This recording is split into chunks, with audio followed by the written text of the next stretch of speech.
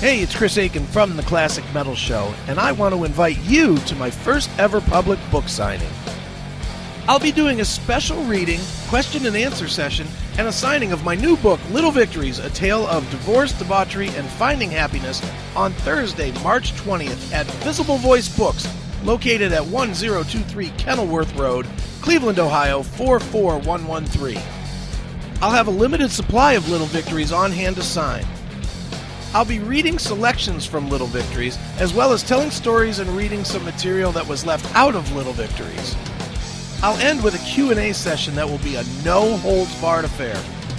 The signing will be from 7 to 9 p.m. at Visible Voice Books, 1023 Kenilworth Road, Cleveland, Ohio, 44113.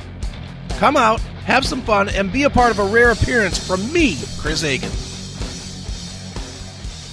Classic Metal Show right here on the ClassicMetalShow.com. That is a brand new band called 3 Years Hollow with a tune called For Life. And on the phone right now, we've got the vocalist of 3 Years Hollow. We've got Jose. Jose, how are you, man?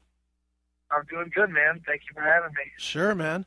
Well, dude, I got to say, I'll be perfectly honest. I knew nothing about your band until your publicist reached out to me, and liking it a lot, man. Very good stuff. Thank you very much, man. I heard you say For Life, and that's cool to hear you were playing that track. Yeah, man. It's a cool track, and I can't lie, I'm a total Seven Dust fan, so definitely cool to see that whole Seven Dust influence in there as well. Yeah, definitely. They're a huge influence of mine. I've been listening to them since I was in junior high, so it's been a long time. Sure. Well, dude, talk a little bit about your band, 3 Years Hollow. I mean, maybe give us like a little backstory, who you guys are and how you came together as a band. Yeah, well, we've been together about 6 years. We put out our first record in 2008, and then we got our final, lineup shortly after that. We basically just self-produced everything and did our record on our own, and then put it out on the internet for everybody to download or to stream. And eventually we built up a solid enough online fan base where we put out another EP and did our very first music video with Chemical Ride in 2012. And that pretty much took off, and we were getting a couple 100,000 views, and we eventually were offered our first tour with I Empire and then a string of dates with Seven Dust, and that kind of prompted us to quit our day jobs about a year ago and go on the road, and signed our record deal last year, and here we are. Nice. Now, how difficult is that? And I have to imagine, I just have to imagine it's extremely difficult to just quit the day job and say, you know what, I'm taking my chance, I'm rolling the dice, and I might be homeless in a month. Yeah, man, it's extremely difficult for even one person to do it. And at the time, we had a 7-man crew with 5 in the band, and for 7 of us with families and jobs to all be on the same page, that really is kind of like everything falling into place perfectly. And at the time, Sirius Octane had just picked up a single of ours, and we were doing independent radio promotion, and it was like, this is the time. The biggest rock station is playing our music, and we have a chance to go on tour, so we took it. Sure. Now talk a little bit about that. Sirius picked up Remember, the song Remember, and certainly you can't go wrong when you've got a platform that big playing your single. What kind of impact did it have for the band? Did you see a lot of interaction growth with, maybe your social media pages or whatnot, or a lot of people downloading it, or what kind of impact did you see? We literally saw impact in every single way. Our weekly sales skyrocketed just because of Octane. And then, we were number 1 on Octane for the first 3 weeks, so our streams were up, our video plays were up, and we were on tour at the same time. So, we started having few fans come in and say they heard us on Octane and needed to check us out live. So it was really the perfect thing for us to go on a national tour, this band that nobody's really heard of, and have Octane be playing that song at the same time. Sure. And it probably really didn't hurt you at all either when you got to go on what I think was one of the best tours last year. I actually saw the tour with the Seven Dust Lacuna Coil tour. I don't remember if you guys were on it or not. I saw it at Fort Wayne, Indiana. But What was the name of the place there in Fort Wayne? Pierre's. We only played 4 dates with them, and I don't think that was one of them. Okay. Well, I'm just overall, though, I've got to assume that even playing 4 gigs with Seven Dust and Lacuna Coil, that had to just be a big thing for you guys, no? It was huge. I mean, we played Waterloo, Iowa was one of the shows we played with them, and it was our highest merch sales that we had ever had as a band by far. I mean, even the guys from Seven Dust and our future A&R rep at the time, Morgan, was blown away by how much this opening band was able to move at their shows, and that's kind of what ultimately led to our signing. Sure.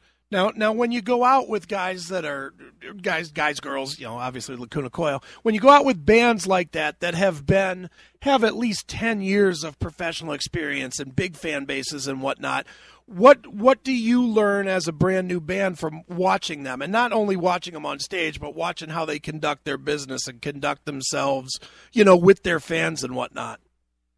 Well, really, one of the biggest things we kind of learned is just seeing how the production works from the day, from when the day starts till it ends. Everybody's got their responsibilities and their jobs that they take care of.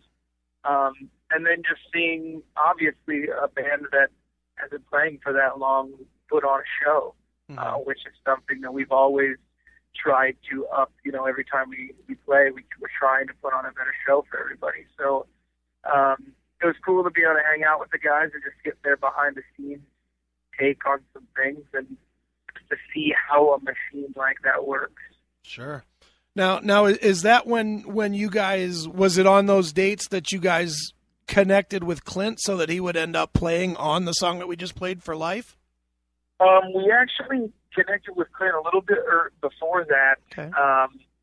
We had hooked up with his brother Corey when we played with High Empire in early January of last year. And then he liked what he heard and decided to give us Clint's number and have us get together. So we did some co-writing, actually. And then that co-writing session is what ultimately led to, them offering us a few dates on the tour. Sure. Awesome. Well, dude, being out there today, no secret, the industry is kind of a mess, with illegal downloads and record sales and blah, blah, blah. It's not necessarily the best time to be in the business. What drives a band like 3 Years Hollow to try and break through in the industry, now? Well, basically, this is the music we love. We have 5 guys that all share a common goal and everything, and there's fans out there that want to hear new music, and we see it when we go out there, and even myself as a fan of this type of music, I'm always hungry for something new to come along and impress me, and we see that there's definitely still listeners out there that are ready for it, and we just got to go out there and find them. Sure. Now, what is it that you see in your band that you think separates yourself from, more or less, from the pack? Because as I'm sure you're well aware, there's a million bands out there, and they're all scratching for the same. Everybody's scratching for the same, 5,000 fans, so to speak. Well, this is something that we've heard all in our whole career. It's constantly told to us by random people, and eventually it just kind of caught on like this is something we believe in. But there's something about our music. There's something about these various influences of each individual member from vastly different musical backgrounds coming together that allows us to. We have kids, that are as young as 3, 4, 5, 12, 13 years old, and then we get the guys that are out there like 55, 60 school rock and roll that always come up to. I don't really listen to that, but there's something that you guys that I really love, and for some reason our music has been able to have a huge, different demographic of listeners, and I think it's just because of all the different influences that everybody brings to the table. Sure. Now, dude, 2014 is going to be a big year for you guys. What's getting ready to happen this year? Basically, we're on tour right now with Saving Abel and Blacklight District. wanted to be on the road, pushing as hard as we could when this record came out. The first single's going out to rock radio. It's got several ads last week, and it's on Octane, and we just got done recording a video that'll come out later, hopefully this next month. But we're going to let the record come out. We're just going to try to tour all year long and support it. So we'll see what tours come our way, and we're just going to push as hard as we can. This is our first, label record, so we're really excited. Sure. So man, as you go forward here, we definitely want people to check out the band. So where can people go online to find out more about 3 Years Hollow? You can go to our website, 3yearshollow.com. Pretty much every social media website there is /3 Years Hollow. YouTube, Instagram, Twitter, Facebook, we're always on those things, posting pictures from the road, and just trying to connect with the fans that have stuck by us for so long. So we're always, trying to communicate back when we can. Sure, man. Well, dude, before I let you go, I got to ask you what is known as the traditional classic metal show question. We've asked this of literally thousands of musicians at this point, and I got to imagine you'll have some sort of an answer. How has Lemmy from Motorhead influenced your career? Oh, boy. You know what?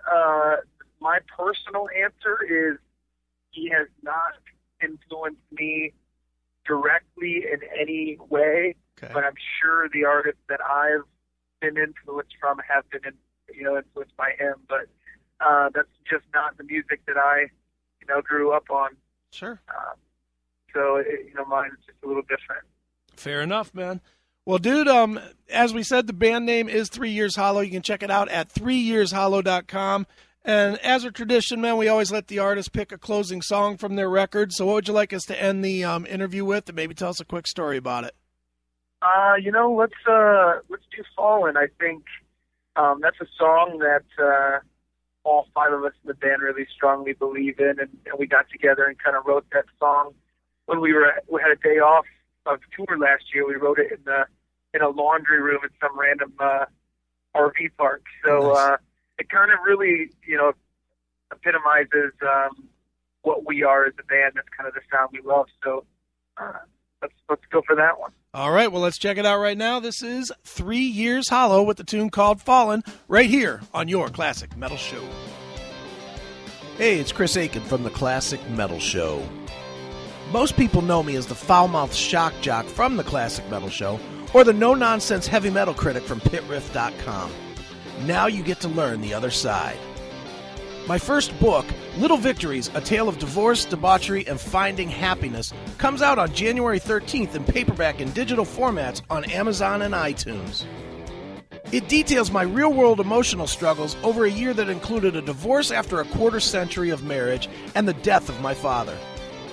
It profiles things I did right, as well as a bevy of things that I did wrong with the help of alcohol, and how I found my way out of the muck of the emotional state that almost saw me commit suicide. Pre-order your copy of Little Victories, A Tale of Divorce, Debauchery, and Finding Happiness today at www.chrisaikenbooks.com and get in touch with the more fallible side of me, Chris Aiken. Sounds happy, huh?